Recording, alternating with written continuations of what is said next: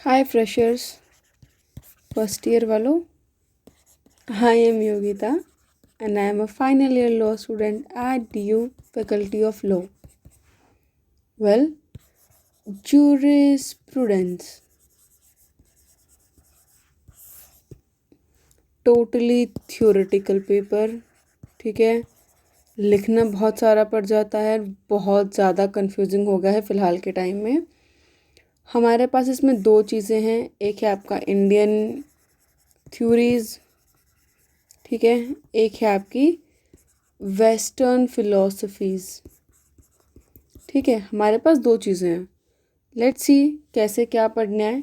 ठीक है, ये वाली चीज़ मुझे आती है क्योंकि जब तक ये आया मेरा सिलेबस बदल गया था और भगवान की दया से मेरी बैक नहीं थी तो मुझे पढ़ना नहीं पड़ा दोबारा. तो एक बार सिलेबस देख लेते हैं. लेट्स सी कि कैसे कैसे क्या क्या है जो इम्पोर्टेंट है. ठीक है, 7 यूनिट्स है टोटल. ठीक है, जैसा कि आपको दिख रहा है. लास्ट से शुरू करते हैं. ये है वेस्टर्न स्कूल ऑफ थॉट. ठीक है, इसमें natural school of law, Savigny and Roscoe Pound. Savigny important है, रॉस्को पाउंड इम्पॉर्टेंट है. ठीक है, हार्ट वाला ऊपर टॉपिक भी है. ठीक है, इसमें इन दोनों की थ्योरीज इम्पॉर्टेंट है और पूरा थ्योरेटिकल पेपर है. कोई केस लॉ इसमें नहीं है. ओके, तो थ्योरीज ही लिखनी है सारा. तो पहला टॉपिक प्रिपेयर जो हम करेंगे that is western school of law, western school of thought, Savigny and Roscoe Pound का. ठीक है, दूसरा जो टॉपिक हम देखेंगे दैट इज़ पॉजिटिविज्म वाला. ठीक है, यहाँ पे दो चीज़ें हैं. एक है पॉजिटिविज्म वाला टॉपिक और एक है नेचुरल लॉ, हिस्टोरिकल, सोशियोलॉजिकल. ठीक है, ये दो अलग अलग टाइप्स हैं. ठीक है, ये बट गया है. तो सोशियोलॉजिकल, हिस्टोरिकल, नेचुरल लॉ ये एक चीज़ हो गया. ठीक है, एक हो गया हमारा पॉजिटिविज्म जिसमें आ गया आपका जॉन ऑस्टिन की थ्योरी, हार्ट की थ्योरी एंड केल्सन की थ्योरी. ठीक है, हार्ट ने बताया था about the law as the union of primary and secondary rules. ठीक है, एंड रूल ऑफ रिकग्नाइजेशन,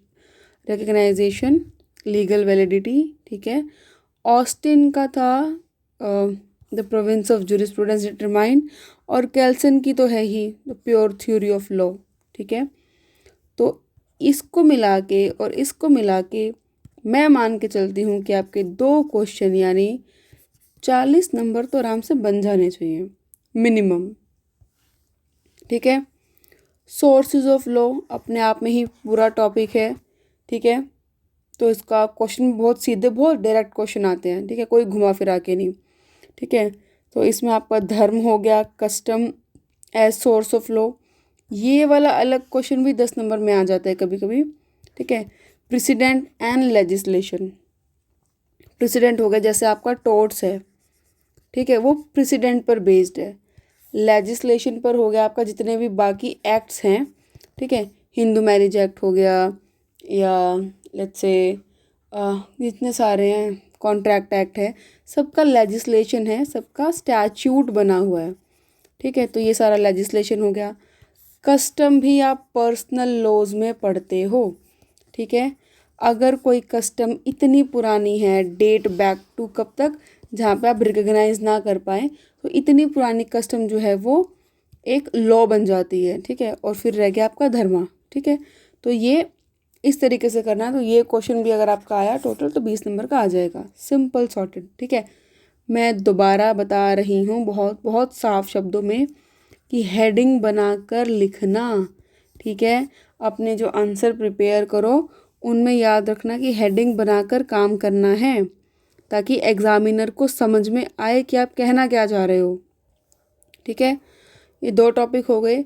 उसके बाद है hierarchy of courts and jurisdiction. Important है. हम बात कर रहे हैं यूनिट 4 की which is principles, institutions and personnels of the Indian legal system. ठीक है, तो इसमें आपका आ गया ये वाला इम्पोर्टेंट है. लीगल सर्विस पे 10 नंबर का क्वेश्चन आ ही जाता है. एडवोकेट एक्ट्स पढ़ो तो देख लेना, मैंने छोड़ दिया था उस टाइम पे क्योंकि ये भी 6th सेमेस्टर में प्रोफेशनल एथिक्स भी आएगा, वहाँ भी पढ़ना है. तो लीगल सर्विस इम्पोर्टेंट है, ठीक है, और हायरार्की थोड़ा सा इम्पोर्टेंट है, ये देख लेना, ये बड़ा इम्पोर्टेंट टॉपिक है, ठीक है, ये सब स्टार वाला इम्पोर्टेंट है, ठीक है। Major legal system of India, इसमें दो ही जो है लीगल सिस्टम हम इम्पोर्टेंट पढ़ते हैं, common law legal system and civil law legal system. India में जो है वो दोनों का हाइब्रिड चलता है, ठीक है। हम किसी एक चीज़ को पकड़कर कभी चलते क्यों नहीं हैं, हमको दोनों के फ़ायदे चाहिए, दोनों हाथों में लड्डू रखने की आदत हो गई है।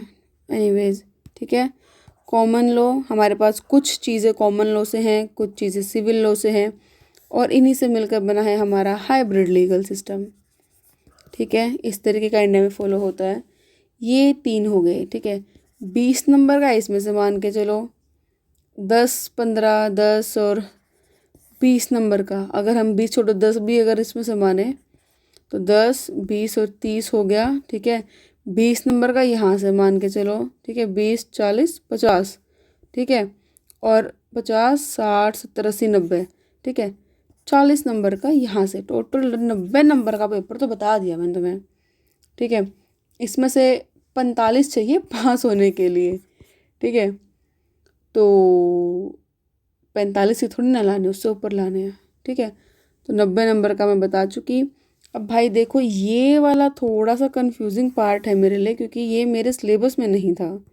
यूनिट 1 और यूनिट 2, ये भारतीय ज्यूरिस्प्रूडेंस का हमको नहीं मालूम है, तो ये हमको ज़रा है ढूंढना पड़ेगा कि इसका क्या कर सकते हैं, क्या चीज़ें हैं इसमें करने लायक, ठीक है। बाकी 90 नंबर का शॉर्ट बता चुकी हूँ, इसमें से 20 नंबर का आएगा ही आएगा, इसमें से 10 नंबर का मान के चलो, ठीक है। ये मोटा मोटा तो मैंने बता ही दिया कि ये पर्सनल लॉज है, ठीक है, कि कोई भी कस्टम अगर बहुत बहुत पुरानी हो तो वो लॉ का फॉर्म ले लेती है। प्रेसिडेंट हो गया, टोर्ट्स में आ गया, लेजिस्लेशन हो गया आपका जिसका स्टैचूट हो, ठीक है, हिंदू मैरिज एक्ट हो गया आपका, कॉन्ट्रैक्ट्स हो गया, ठीक है, ये सारा आपका लेजिस्लेशन में आता है, ठीक है। उसके अलावा जो है इन्वेस्टर्न स्कूल्स में से 2 क्वेश्चन तो आराम से मान के चलो कि आ ही जाते हैं, ठीक है। तो 90 नंबर का बता दिया है, उसमें से अगर आप 60 भी ले लोगे तो भगवान की दया से मेरी मेहनत सफल हो जाएगी कि आपने कुछ कर लिया है, ठीक है।